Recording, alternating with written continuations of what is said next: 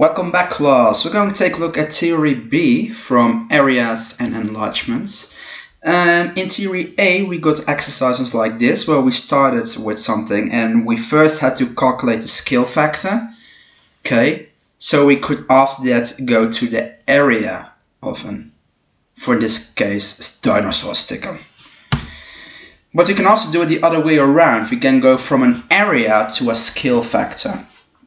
And how the book explains this, I like to use this formula sometimes. In this example I don't use it, but you can say that k squared is the same as the area in the image divided by the area in the object.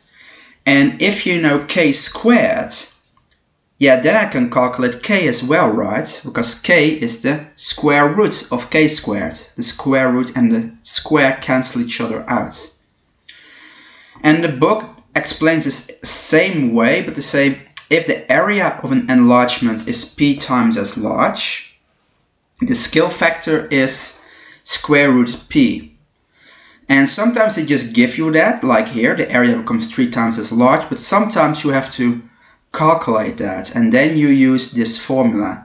If you want to calculate how much bigger the area has become, yeah, then you divide the area in the new thing, in the image, by the area in the old thing, in the object. And I like to call that just k squared. And then it's easier to recognize, hey, if I want to calculate k, the scale factor, remember the scale factor is always k, right? K squared is not the scale factor. And if I want to find k, yeah, that's just the square root of what I found. An example. And here I don't use this because I already get the area, but sometimes you can use this. A photograph measuring 9 by 6 centimeters is enlarged. The area becomes 3 times as large. Calculate the dimensions in centimeters of the enlargements, around to 1 decimal place.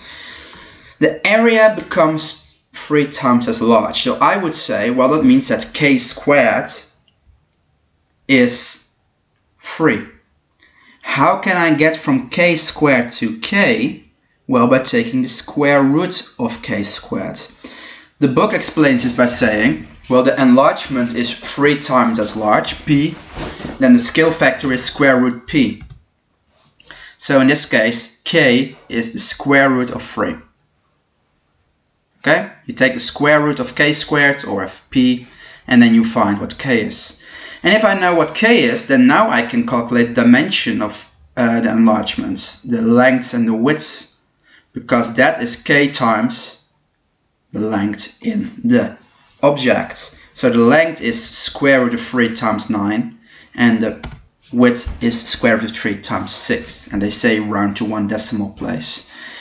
My personal experience with this theory is that some people find this kind of confusing.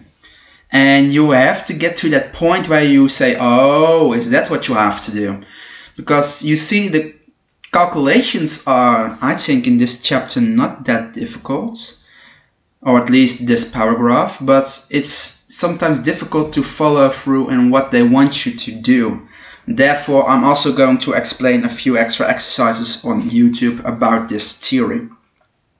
So if you see this explanation here and say, well, I still find this kind of vague, I suggest that you also watch my extra videos where I'll do a few homework exercises together with you guys. Okay? Good luck.